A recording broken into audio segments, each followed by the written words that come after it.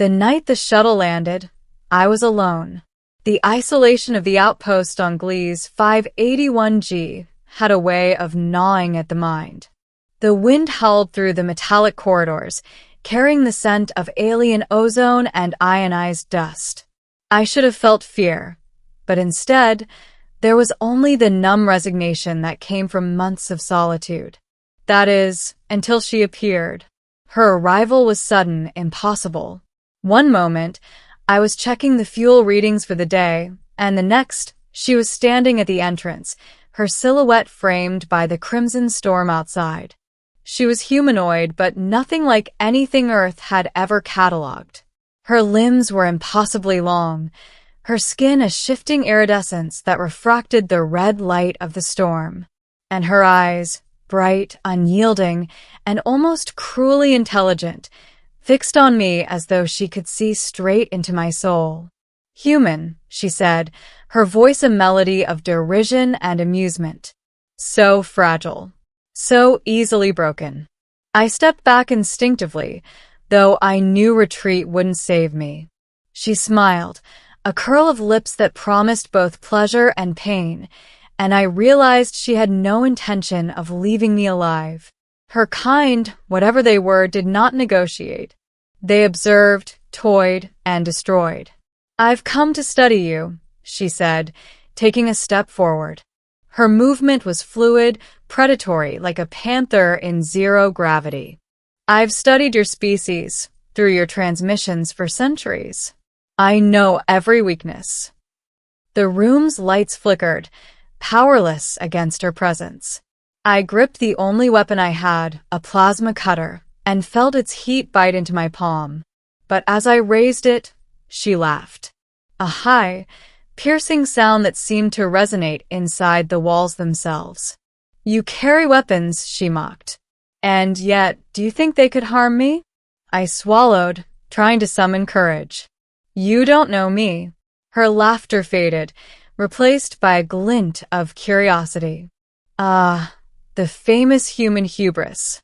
Bold words from a creature whose lungs will fail in my atmosphere, whose bones are brittle compared to mine, whose mind is laughably limited. I had no words, but I had a plan, a desperate one, perhaps futile, but the only thing keeping me from surrendering entirely to panic. She thought herself superior, untouchable, and that arrogance was her first mistake. I dropped the plasma cutter. She blinked, confused. "What are you doing?" she hissed. I held my hands open, palms forward, and slowly began to chant the activation sequence I'd been developing in secret. It wasn't much, just a rudimentary barrier, a prototype energy field meant to study the planet's magnetic anomalies, but it could repel matter on a small scale. If I timed it right, maybe I could at least survive long enough to communicate, to confuse her. Her eyes narrowed as a faint shimmer began to manifest around me. "Human," she said, almost impressed now. "You dare defy me with your pathetic toys?" The first touch of her hand on the barrier sent sparks dancing. She recoiled slightly, and I realized she had underestimated the potential of human ingenuity. Her fingers, which had glided through steel doors as if they were air, were now halted by a thin, flickering veil of energy. "Impossible," she whispered, her voice tinged with shock. I took a step forward. "You mocked human weakness," I said, my voice steadier than I felt. "You assumed we were powerless. But it seems you underestimated us. You assumed you could touch me, and you can't." She lunged, fast and deadly, but the barrier held.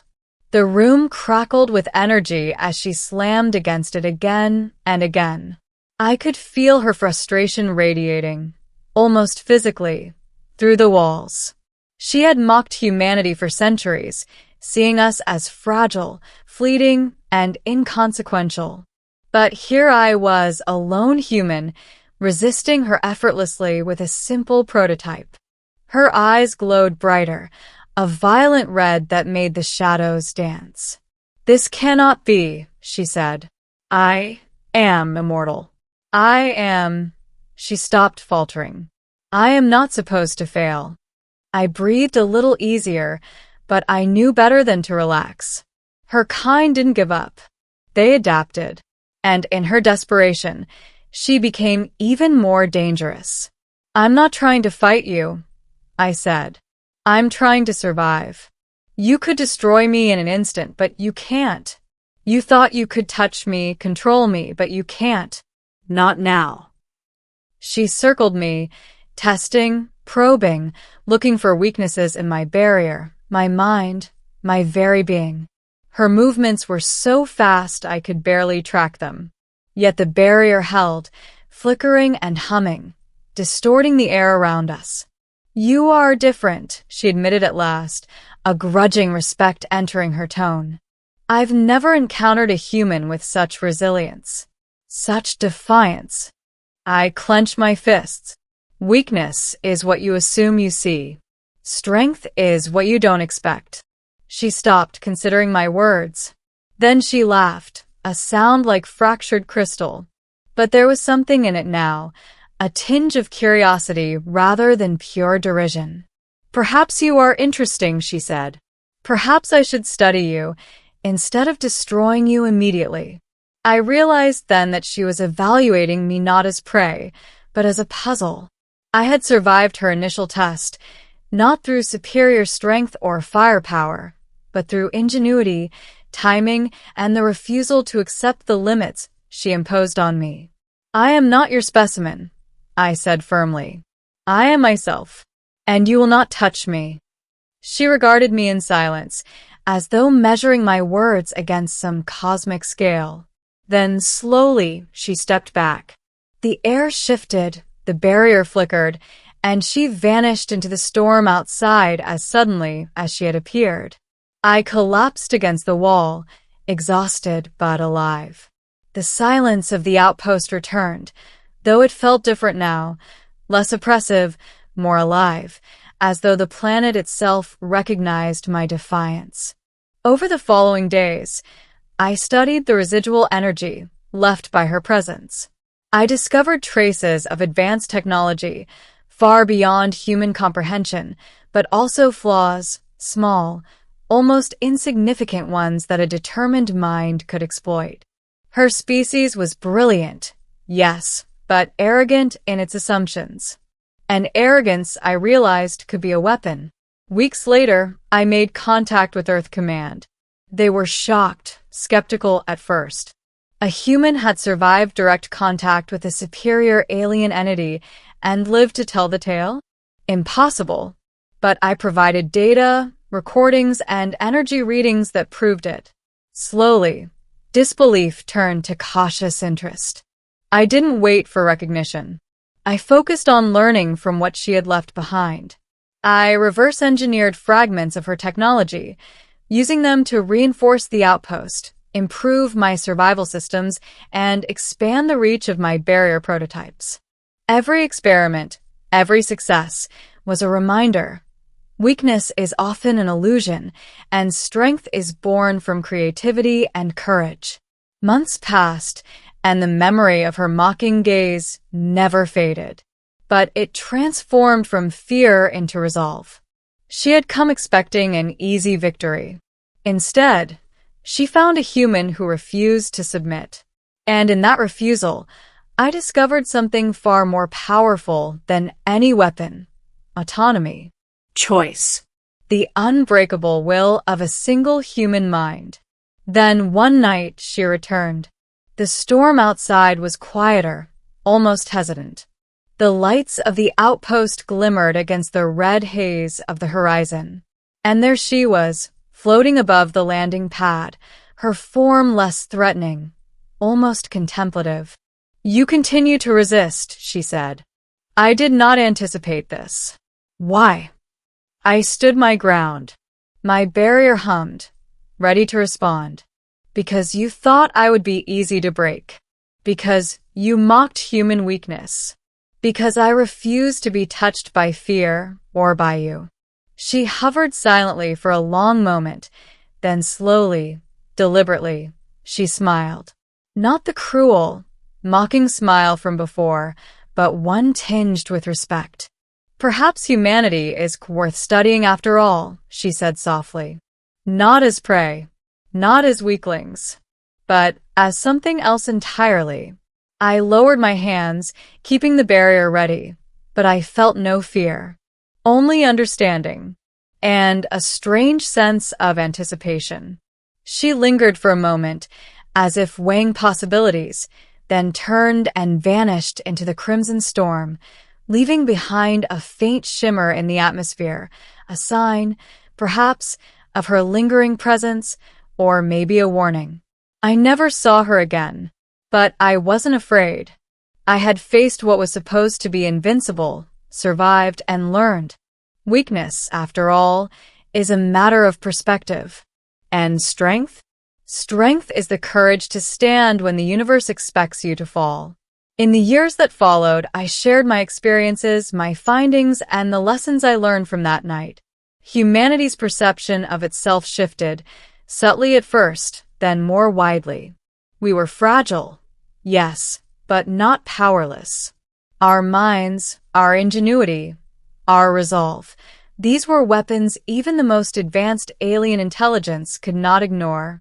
And whenever someone doubted the limits of human potential, I would tell them the story of the alien who mocked human weakness and found that she could not touch me.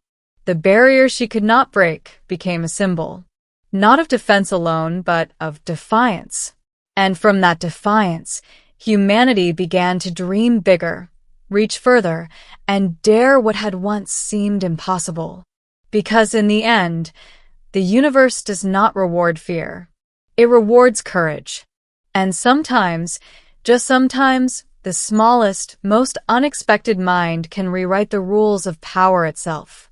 She lingered for a moment longer, hovering above the outpost in the crimson storm, her form shimmering like liquid metal under the alien sky.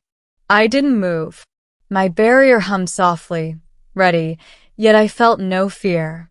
For the first time, I sensed curiosity in her gaze instead of mockery.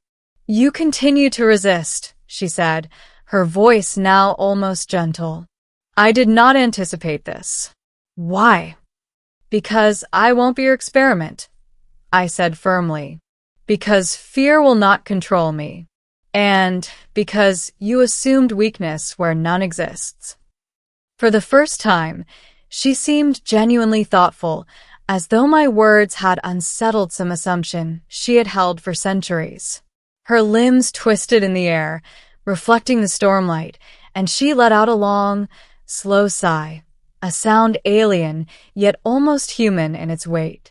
"Perhaps humanity is different than I assumed," she murmured. "I mocked you, dismissed you, and yet you endured.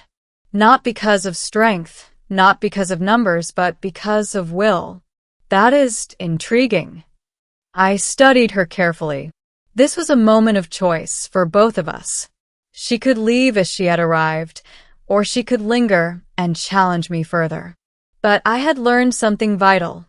The universe does not bend to arrogance, even if it comes in the form of an immortal predator. "Will you leave?" I asked. She paused, her eyes meeting mine directly. For the first time, I glimpsed a depth beyond her mocking nature, a spark of respect. Then, without warning, she descended slowly, her form dissolving into the storm like mist. But just before vanishing entirely, she spoke again. "Human, your kind is unpredictable. Fragile, yet resilient. Weak, yet capable. Perhaps one day, we will meet again. And perhaps then, you will teach me more than your weapons ever could." And then she was gone. The storm cleared, leaving the red-hued plains of Glees, 581G calm and eerily silent. I collapsed against the wall of the outpost, exhausted but alive. The hum of my barrier lingered, a reminder of the night I had defied a being who had once thought me helpless. In that quiet, I realized something profound. The encounter had not only tested my body, but had reshaped my mind. Strength wasn't about physical power. It was about courage, creativity, and the refusal to submit to fear. In the following months, I documented everything. Every trace of her technology, every energy residue, every pattern in the storm outside.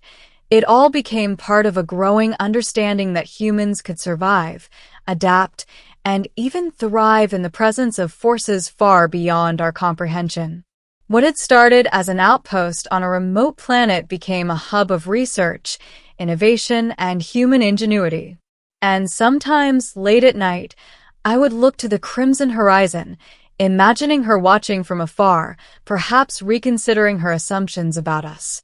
The alien who mocked human weakness had found her match, not in my muscles, not in my weapons, but in my determination, my will to survive, and my refusal to be subdued. Over time, the story spread. Earth Command, initially skeptical, had to acknowledge what I had endured and survived. Other humans listened, learned, and adapted. Humanity began to recognize that vulnerability did not always mean defeat, and that courage, creativity, and the refusal to yield could become weapons more powerful than any alien armament. Years later, when explorers and scientists visited Gliese 581G, they would sometimes find the faint traces of an alien presence, shimmering energy fields in the air, patterns etched into the planet's surface, evidence that the being who once mocked us had left its mark. But humanity had grown stronger, wiser, and more determined in her absence. I came to understand that the alien had tested more than just my body. She had tested my mind, my resolve, and my capacity to defy the odds. And in that test, I realized something humanity had always known, even if we rarely acknowledged it. True strength comes not from dominance or fear, but from the courage to stand, to endure, and to defy what the universe expects of you. And so, every human who dared to look to the stars carried a spark of that encounter, a reminder that even in the face of beings who seem invincible, weakness is not inevitable, and courage can become a shield no alien can pierce. The alien who mocked human weakness had left one gift behind, proof that we are not so fragile, and that sometimes the smallest, most determined minds can rewrite the rules of power itself. And that knowledge alone was enough to ensure we would never be touched again by fear or by her.